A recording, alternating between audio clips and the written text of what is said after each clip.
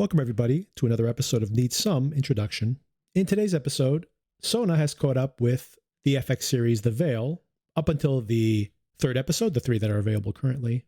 She's also watched the first 5 episodes of Under the Bridge, all that's currently available, also available on Hulu, both shows, and we'll be discussing both of those series in the upcoming conversation.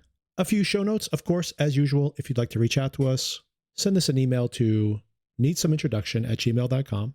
On the podcast, I just recently published a new episode regarding the Apple TV science fiction series, Dark Matter, comparing and contrasting it to the source novel.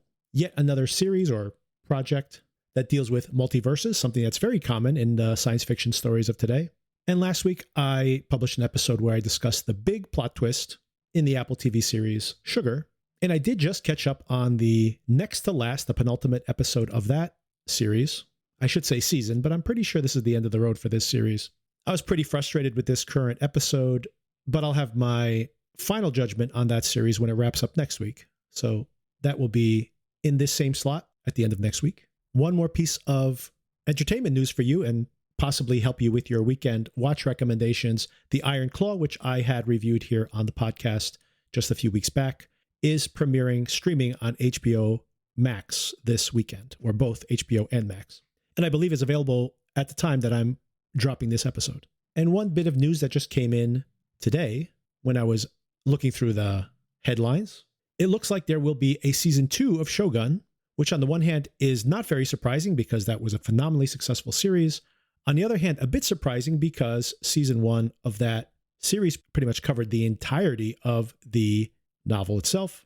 I usually would be against this need to go off book, and we saw how that went with the Game of Thrones series, by the way, as an example.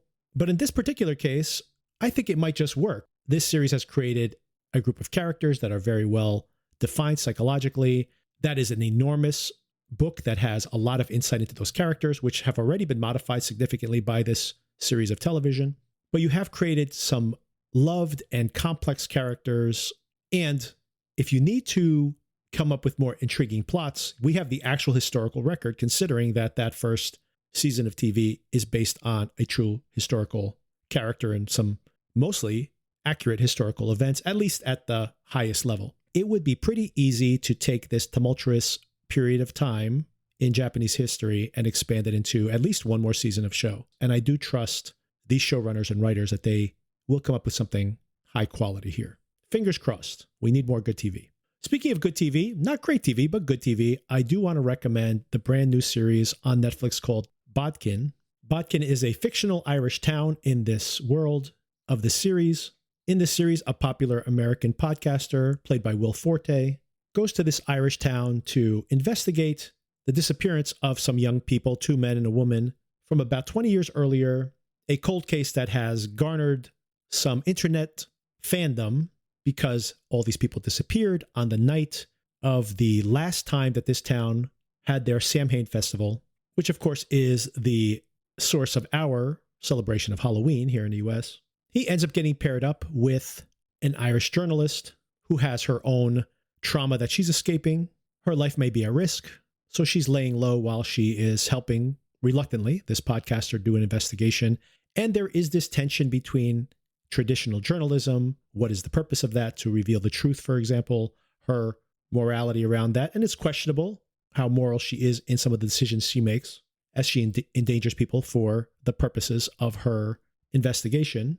And then contrasted to this podcaster who really just wants to make a good story and get an audience. And it turns out he has his own backstory. He needs this podcast to be a hit. And that tension, which is really mostly the first half of the series that really delves into that, is probably the strongest aspect of this series. And it's what makes it unique in this overall genre of television, with the popularization of true crime podcasts and, of course, TV adaptations. There's so many of these shows that we're discussing right here on the podcast, for example. There are questions that are being explored here seriously, but comedically, about the morality of turning trauma into entertainment. Another intriguing aspect to the series, of course, is this teasing of the fact that there might be something supernatural going on. There are elements here of folk horror. This sleepy Irish town, what are the secrets these people are keeping? Minimally, it feels like some kind of small town conspiracy story, something like The Wicker Man or Kill List. But of course, all of that turns out to be red herrings, and it's pretty clear early on, so I don't even consider that much of a spoiler. It really does not try to sell itself as a horror series, other than maybe just during the setup. What it really does start to become is another familiar genre of British series, the sleepy town that is trying to hide some criminal conspiracy or some dark past that implicates a lot of the people in the town. And it is a satisfying mystery. The payoff is satisfying. For me, I would say that the second half, the back half of the series, which really focuses on unraveling that mystery, works really well. It kept me clicking through. That's really why I kept watching all the way through. The driving force became less about this investigation of the morality of the creation of the podcast and more about unraveling this mystery. And the characters are intriguing. The performances are solid of these town folks. And the mystery doesn't cheat. It gives us a satisfying mystery that in the end pulls together almost every single one of these divergent plot threads we've seen earlier on. Pretty much everything, like they are in these series. Every story that someone's telling you casually over a beer ends up being a clue to unraveling the mystery at the end. So it all pays off. It's all well constructed. It's solid, if a little generic for this type of genre. And then there's the added sauce, the social critique of the podcasting and the true crime fixation that the culture has. So overall, very solid. And that series is Bodkin, and it's available right now on Netflix. Okay, on to the conversation. Soen and I discussing The Veil, Under the Bridge, and yet again, a little bit about Baby Reindeer. All right, Sona, so we haven't recorded in a few weeks. I want to talk to you about The Veil, and maybe more so even Under the Bridge. And I think we are now 5 episodes into 8 of Under the Bridge and 3 episodes out of 6 for The Veil. So halfway through The Veil. Maybe we could start with The Veil briefly. My interest in this series was, it sounded interesting. I have a very mixed relationship with this writer. He's the guy who created Peaky Blinders, which I'm not a huge fan of, but is a huge hit, obviously. And then, but very mixed on his projects in general. But I thought this was very intriguing. I do like spy stories. I do like when people are being duplicitous, when you don't know how much of what they're telling you is the truth, or when they're lying and they're telling you the truth in their lies, which is all being explored here in this show. Oh, and I wanted to mention to you, because you recommended this on the podcast back in the day, The Night Manager is coming back, not for 1 season, but 2 seasons. It just got a 2-season pickup. Wow. 6 years after the first season. That's so strange. With Tom Hiddleston or with no? Tom Hiddleston and Hugh Laurie, which we don't know what happened to him at the end of that. I was surprised, actually. I thought this was going to be Tom Hiddleston, like more like an anthology almost, where he can move around from one role to another. But they say Hugh Laurie's coming back, so I'm like, I don't know if I like that idea as much, to be honest. But we'll see how it goes. I very much liked the first season, which you recommended here. Yeah, I really enjoyed it. Unexpectedly. I'm sure I mentioned, I watched it on a plane.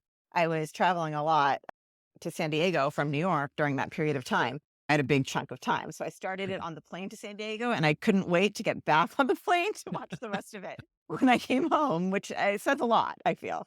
Yeah, these are British seasons, even though this is an American co-production. But traditionally, this is why they get big stars in all their shows. These are 6-episode seasons. Same thing with The Veil, by the way, also a British co-production.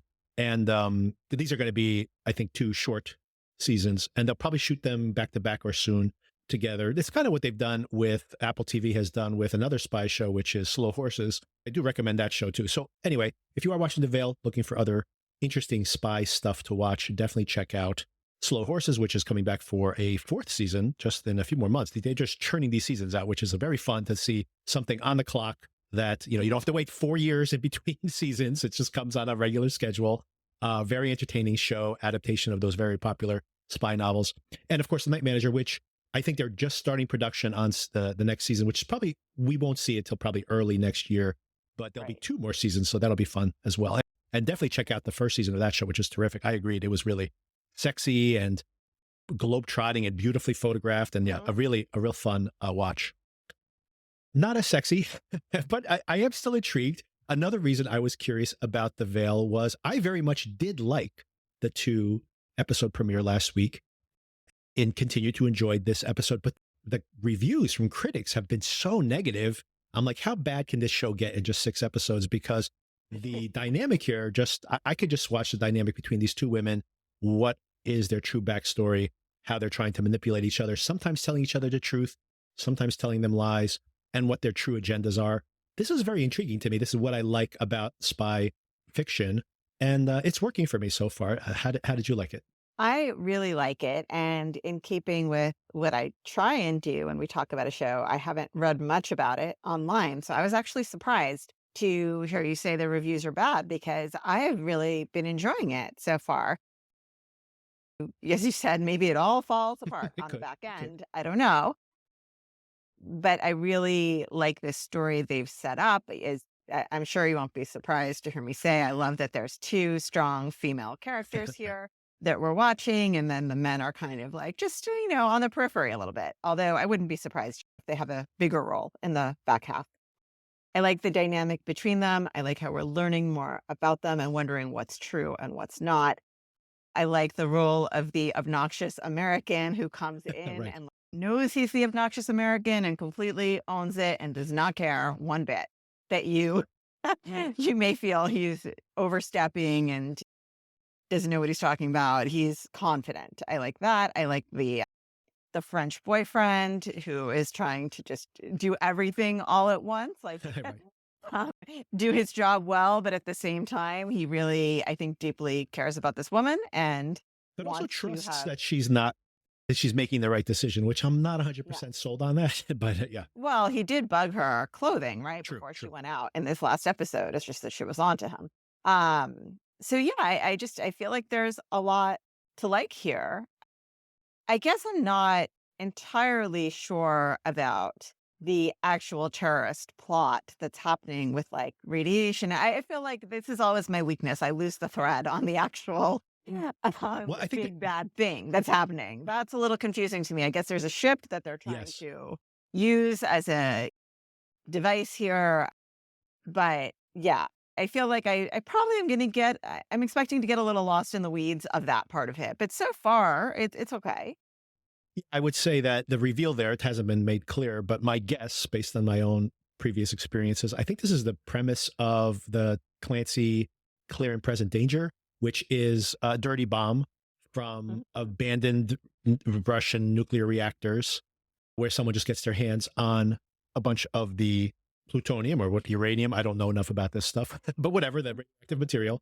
And they basically exactly that. They're just going to drift into a city port, for a celebration or on one of these military vehicle ships, and then they would detonate it, and of course, basically irradiate some area within the city. Right. So that's my guess that this is going to be a dirty bomb explosion in a U.S. port, and yeah, I think that's where the plot is going to move to, or would become clearer in the next episodes. Spoiler for episode 3, by the way. Although this is still speculation at this point, so I guess we're not spoiling too much. You mentioned Josh Charles. I just think he does a great job here.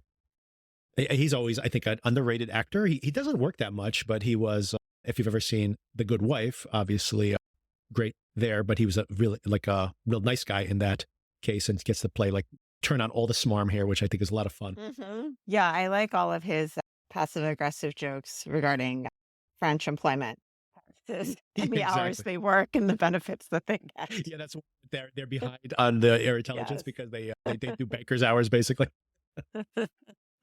Yeah, do not have. That's why I wanted to get that out of the way at the top of the episode. I'm very much enjoying this. If you like spy thrillers, I would recommend it. There's not much else to say. I mean, the plot is pretty straightforward. We still don't know what these women's true agendas are. I presume, do you have any kind of speculation on Elizabeth Moss's character? What's her name here? Imogen. Well, Imogen. they say she says she's Imogen, although that's not Right. her actual name. But Imogen's actual backstory, was it her father who died? Yes, I mean, this is what she's saying anyways, Yes, that yes. her father died in this attack car bomb explosion. Yeah. So, That he was um, a diplomat, but actually a spy and was killed during a terrorist attack right. or an assassination, So, actually, right? It was an assassination. yes, it seemed, yes, specifically targeted to him. So, I don't know, they do these little flashbacks, Yeah, right, exactly. for just a few seconds where you see this watercolored childhood kind of thing. And it is interesting to me. I don't know. What was the criticism that you read online? Do you recall? I've intentionally avoided the spoilers on what the critique is.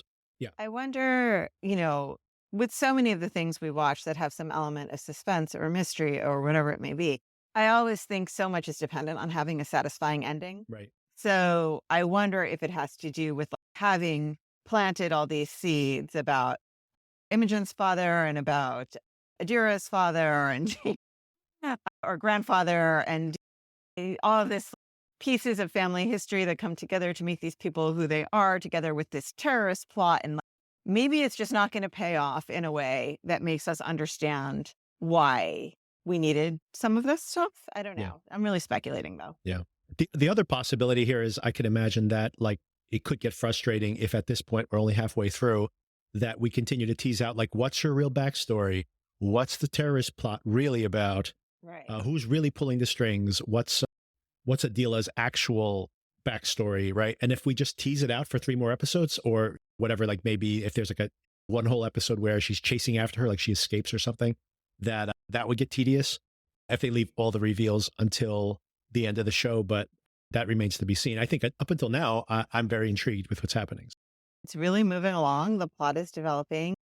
You know, I think there's a lot to like. Yeah. So I agree. Okay. The other thing I want to talk to you about, of course, is very pretty settings as well. I will note. yeah, I also. love shot on location Yeah. overseas. Yep.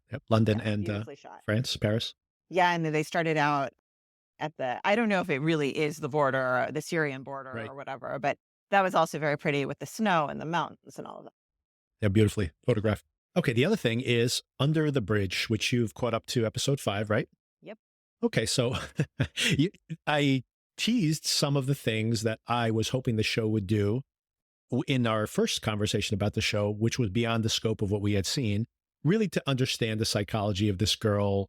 And I'm still intrigued by the show. I think the girls themselves are giving great performances and shading their characters in a way that the scripts maybe are not doing them any service, but so far still very much intrigued. But I do worry at this point that are we going to get any insight into the psychology of this girl? This is a true life story, so obviously very tragic that this happened, but Very. I still feel like there's so many things that the show is not necessarily showing us, but not able to explain. And not that the show needs to give me pat answers for these things, but I do wonder what is the value of a show. You could read this at this point in the show. And the way I watch it, by the way, it is like watching an episode of Dateline where it's like, don't let your kid smoke pot. Don't let your kids hang out with those bad girls. Don't let your kids read Slenderman creepypastas on the internet or they'll turn into serial killers.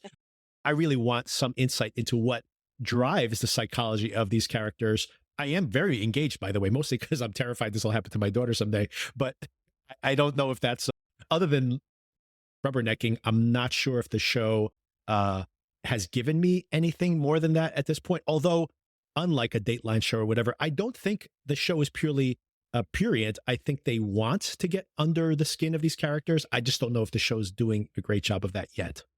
I keep coming back to the idea that this is a true story because Mhm. I think if I didn't know if it was a true story, I'd probably think this has become like a little bit unbelievable, Right, honestly. And again, in keeping with my usual thing, I haven't read about how true, how accurate this is of what actually happened. Some of Rena's decisions are very hard to understand Yes, from an adult perspective, right, but of course. I was a 14-year-old girl. And yes, I did not exercise the best judgment, but I still think I had like a clear boundary where, certain things would have seemed just miles beyond that boundary, what's happening here. So I don't know if they're going to help us understand why this made sense to her. Are we fully talking about everything that's happened in the show so far or no? Yeah, let's spoil everything up until I assume anybody who's listening to this has either watched all the way through episode 5 or most of it anyway. So yeah, Okay. let's talk all the way through. So the Kelly character is obviously a psychopath, a sociopath. I'm not sure. I think psychopath is since she's a murderer, Right. where this would fall. But I'm sure, I'm not not I'm sure, but this probably was explained. I had assumed that Kelly as well lived in that group home. So I was surprised in the scene where they visit Rena's house that her mom Her was mom's with there her, and yeah. she doesn't live in this group home. So the idea to me that okay, so now we're only not only, but we're only talking about two of the girls living in the group home. Right. And then Kelly, who given who wants to be closer to Kelly than they have to be anyway, but she has her own home. Rena has her own home. It made it even less compelling for me that Rena would need to find a way into this group home when I could see if it was like, oh, they're all there all the time, spending time together, and I'm left out. But it made it make less sense to me.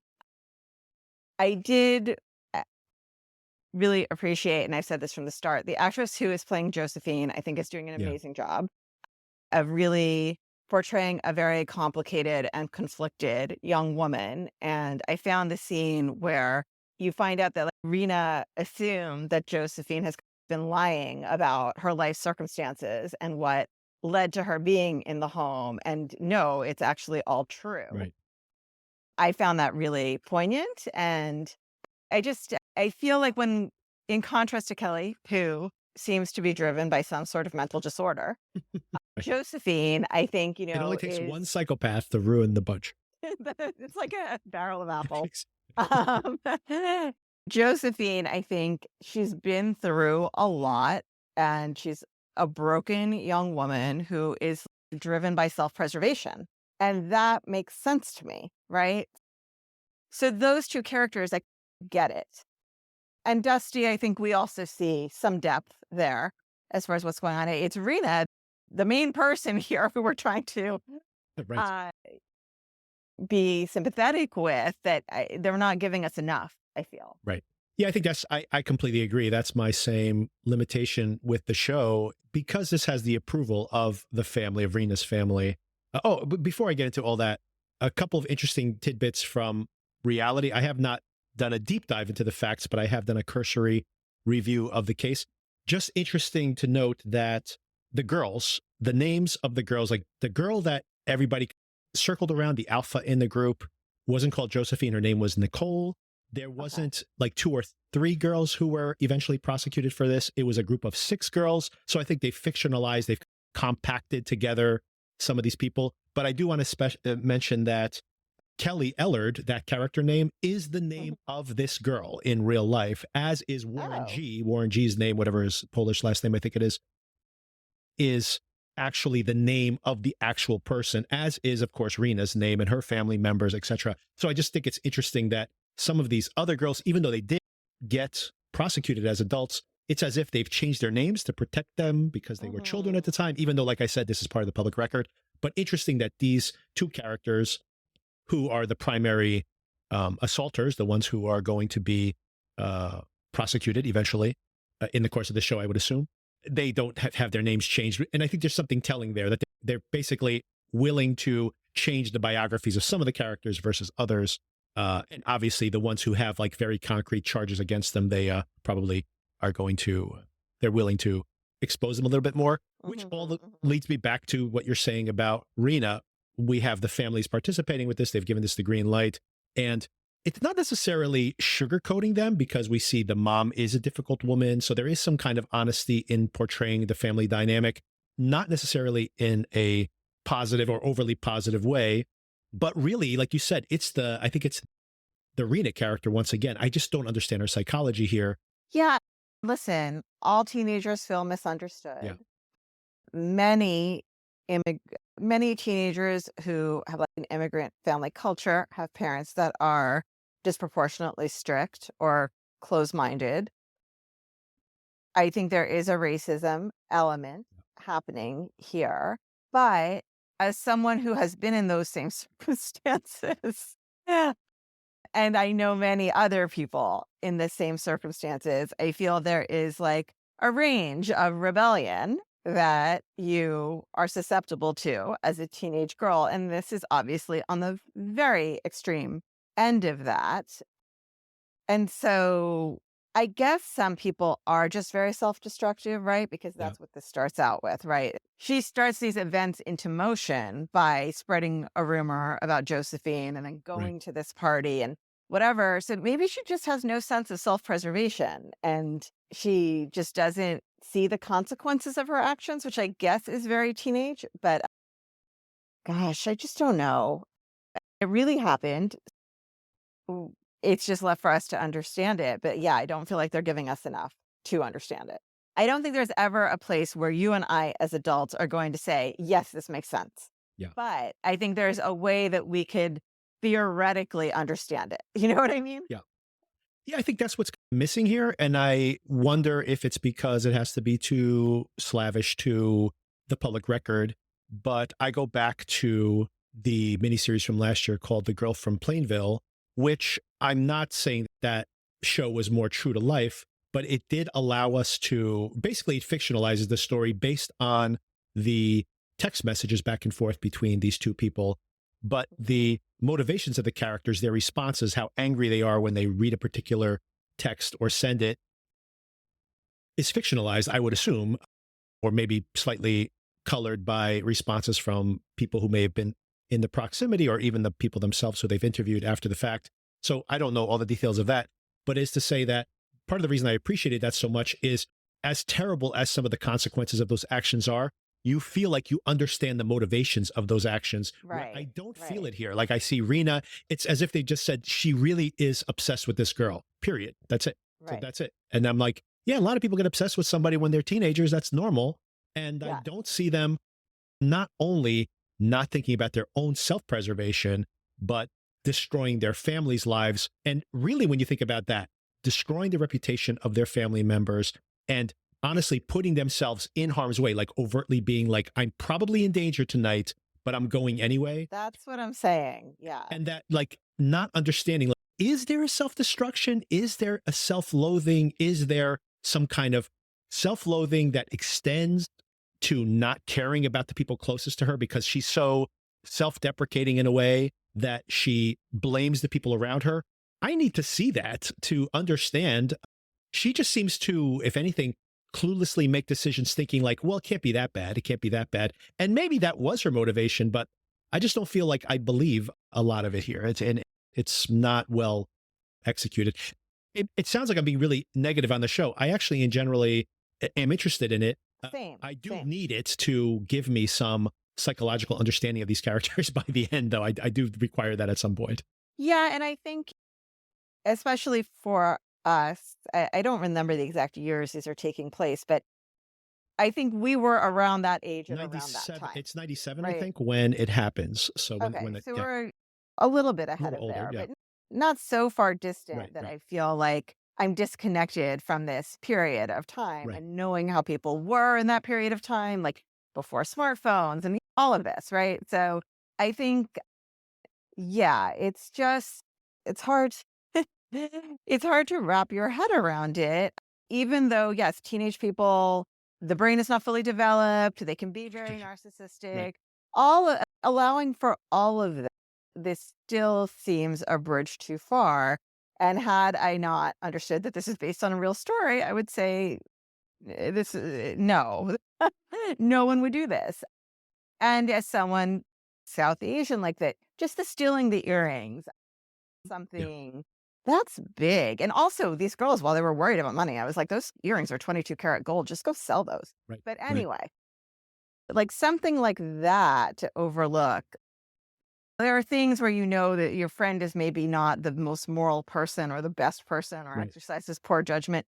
But then there are certain things where you think, no, this is too far. To me, as a South Asian person, and like the importance of jewelry and our culture, that's more than just like swiping something off the average person's vanity table, right? Right. So there's that, as you said, like accusing your father of doing something that like really is just so, so, so Right. awful. I don't know. It's just really hard. I think there are times that I have watched things that are truly fictional and not based on a true story where they have conveyed a feeling of like, I'm watching a slow moving train wreck, right?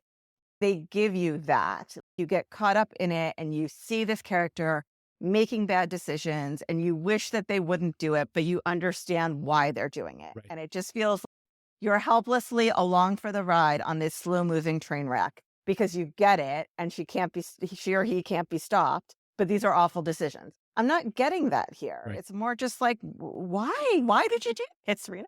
Right, exactly. Read it. Please tell me. And maybe my opinion is colored by seeing other shows rather than reality.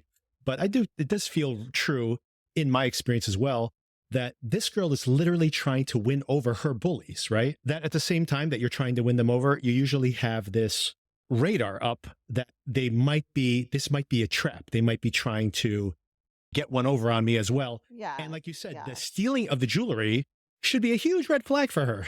Yes. And maybe it is, because at the end of the episode, she then starts to say to Dusty, maybe we should run this gang. So maybe that explains a little bit of where she was at after the earring situation. And maybe that's why we haven't seen it yet, but she drops the charges against her dad and moves back home. Mhm.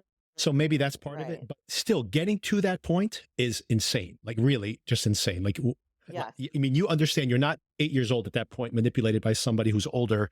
These are her peers. She has to understand what this would do to her family. Especially this particular thing. I don't know why I'm dancing around it. I mean, Your yeah, father we assume molested people have seen you. the show. Yeah, go ahead. Come on. That is like the ultimate taboo, scarlet, whatever letter. Right. You're branded I don't know the Canada sex offender rules, and things were different back then, but Right. you could possibly be a registered sex offender for the rest of your life. Like, everywhere you go, you can't live within X number of yards of a school, or all of that. Right. I mean, there are consequences, and I think even a teenager would understand those consequences. Yeah, I would assume so. One thing we haven't talked about at all, but maybe a weakness in this story for sure, or in the execution of this story, I should say. It's interesting that every time we've discussed this show, we barely talk about the investigators, right? The Lily Gladstone character and the Riley Keough character, who obviously are the big names here, especially because Lily Gladstone just got that Academy Award nomination. So she's definitely a much bigger star than she was at the time when she was probably shooting this show, for sure. But of course, Riley Keough has been in 100 shows and movies. So very famous person, very rich now as well, by the way. She's inherited that entire Presley, estate now with the passing of her mom. Point is that we haven't brought them up because I think that's probably the weakest part of the show.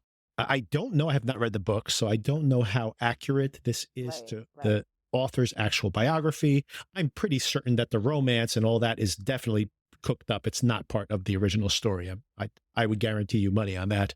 But I do wonder how much of her own personal biography is in here. And I think you mentioned this to me in a text, that I would guess, even if it's in the book, it is like a little bit of sauce. This reminds me of this thing that happened to me when I was a kid. Instead of being interspersed like as an additional mystery that we're unraveling over the... I really don't care. This should have just been... Not at all. Right. This should have just been, like you mentioned to me, she should be doing this investigation. She should simply be there as the witness to these girls. And when people start asking her, why are you so curious about this? She'll be like, this thing happened to me when I was younger, so I have this empathy for them. And that's it. Like, we don't need to have I wonder what happened. Are we going to see a flashback of this? I don't want to see any of that. Like, we don't need to see any of that. Yeah, there is already enough going on here. Right. With the main story, first of all. Second, I like these actresses just fine. I have no problem with the actresses, but it's just... It's very strange to me, the attention that's being paid to this woman. And I am sorry for what happened to her brother. And that does sound very tragic and scarring and traumatizing. But it just feels like I am spending way too much time with her and the internal workings of her mind and her family history. And I'm only interested in the part that furthers the story of the girls. That's just how I feel about it. So, yeah, like this whole scene in the last episode with Warren G, right? Where there was something important happening there, really important at the end. But she's taking the drugs and she's hallucinating her brother. And did we need that? I don't think it served any purpose, really. Yeah, I think I mentioned it to you already in the text as well. But similarly, I have a feeling, just from looking at how the show is constructed, they have beefed up these parts to attract bigger names. And maybe another part of this too, I think, is I don't think probably when they were making the show, they knew they had this talent in these actresses, these younger performers, because they're really compelling. And that's not always the case. So I can imagine that, like, on the page, they're like trying to have this adult drama going on to keep the audience engaged. And they probably didn't know until they put it together that, like, oh, wow, the interest level here, the focus is really on these girls. So I think that's probably what we're feeling here in the series. So it's not perfect, but I am finding it. I still am interested in it. And with 3 episodes to go, I felt it's funny. I, for some reason, thought this was 10 episodes. And as I'm watching this, I'm like, how are they going to drag this on for 10 episodes? I'm like, I could easily see this for 2 more episodes. Like, you're going to have an episode where you wrap up the case. There's another one where it's the court and the fallout. And I'm like, that would be 2 episodes. And that would be the Law and Order version of this. You can wrap it up in 2 episodes. If you want to give the material room to breathe, 3 episodes, that's the right number of episodes, would be 3. But I'm like, 5 episodes, this show's way too long. And then I looked and I'm like, oh, there are only 3 more episodes. So that's probably exactly what's going to happen in the next 3 episodes. No, and I agree with you for all that I'm saying about my dissatisfaction with the character development for Rena. I am enjoying this. I think these actresses are very talented. Yeah. This younger generation that they have. And I like the older ones too. But yeah, it's just there are things about the story construction that are a little bit frustrating for me. And knowing that it's a true story, if it's inexplicable to me, my conclusion is that they haven't given me enough. Yeah, I agree with that. A couple of things I want to add. Going back to the previous episode 4, where we see the flashback to where the family met. I thought that was a really strong episode, by the way. Yes, very different for what the show has been doing and really interesting to watch for sure. And the show hasn't been able to pay that off, but I felt like it's the right type of thing the show should do, is to set the context of this culture, of this family, to at least root her insecurity in this thing that's been happening, right? A minority within a minority. These are Jehovah's Witnesses within a very small community in this Canadian area.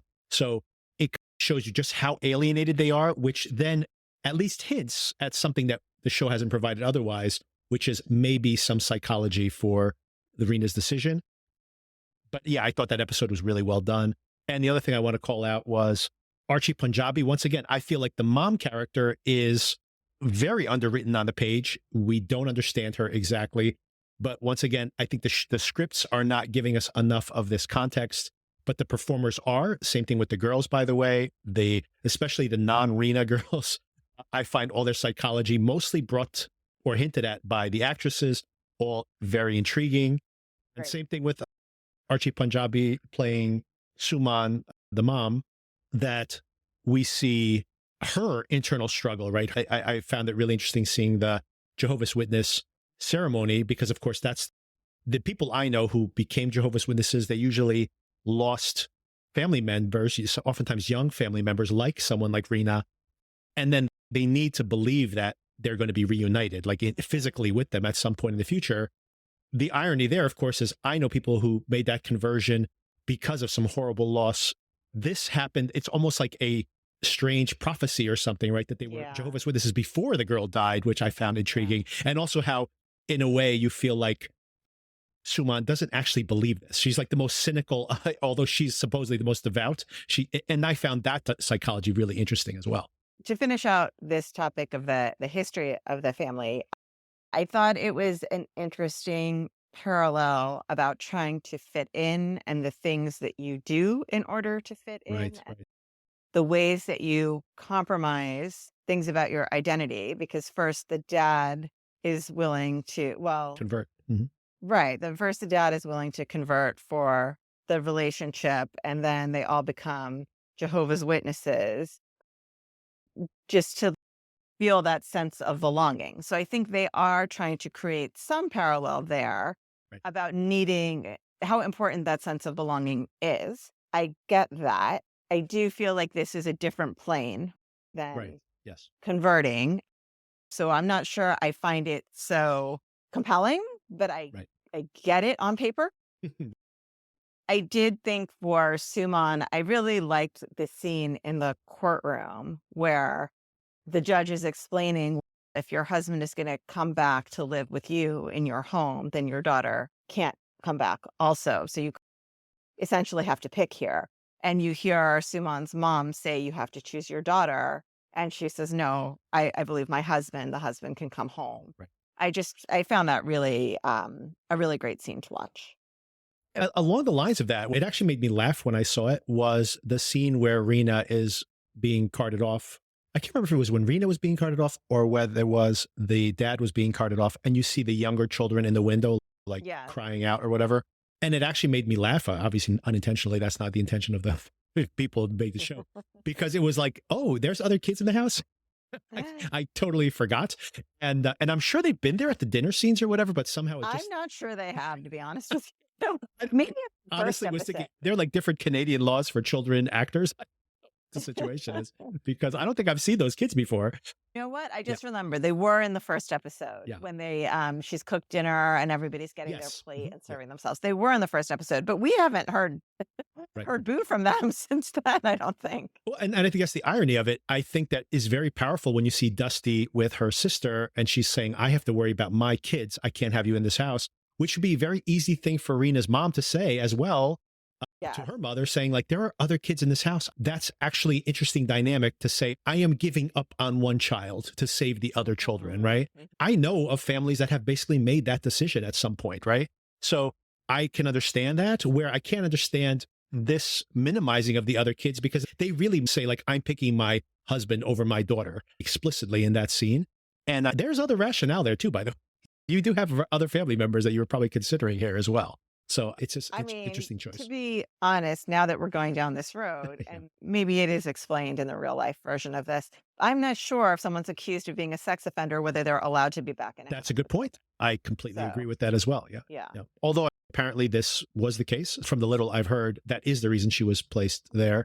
This is such a small community that was basically the only place for her to stay. So she knew that being taken out of the house would take her to where she wanted to go. And it's also true that like she refused to go through a physical afterwards to check for any signs of abuse, which would obviously be traditional. Then what was strange is there was a remark about him swinging a hammer at her or something, but I thought this was about sexual abuse. Not that there need to be exclusive, but I didn't think anyone had mentioned physical abuse, except then there was something about swinging a hammer at her. I think she accused him of both things, but a physical and sexual abuse. And of course, the hammer blows would have been easily confirmed by x-rays and any kind of physical check. Obviously, it's really a convoluted situation. It is strange, like you said, that they would have allowed him to stay in the house with the other children, but apparently that is what happened. So unless maybe, and once again, I don't know this either, unless the children were staying with the grandmother, for example, I don't know all that. That's a whole other digression. There's a lot of question marks over mostly the plot things. I don't even critique, especially since they're probably pretty close to the public record. I'm more wondering about the psychology, especially of Rena. Like I have not seen her be so alienated from her family that she would do something like this. All that being said, I think there's still some value. Although I have to tell you that once again, it's almost like I'm watching this like a horror story, because the psychology of the characters are a little cursory at this point. It's almost like saying, lock them in their house and put the bolts on the doors and don't let them out, because they might end up hanging with Josephine. And things will go really badly after that. All right. I think that covers it for now. The last thing I wanted to mention to you, if you have any experience of this at all, is have you watched Baby Reindeer on Netflix? I have heard so much about this show. I have not watched it. Okay. I am hearing a lot of buzz, and what I hear is that it's very weird and disturbing. It's very weird and disturbing. Anyway, I was hoping you had seen some of it, because the story continues to get more and more involved. The woman who is the stalker now he had changed her name, changed her identity to not expose her as part of this show. Then these like truthers came out and were like, the story's made up. He made it all up. That's why he didn't use real names. Now this woman has come forward and outed herself. It's that whole part of it is so crazy. She is nitpicking.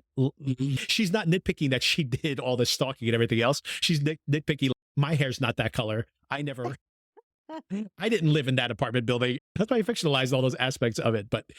And you have just basically exposed yourself as this person, which of course I think is intentional, because this person is probably a sociopath. And now, of course, the media is running to interview her and stuff and empowering her.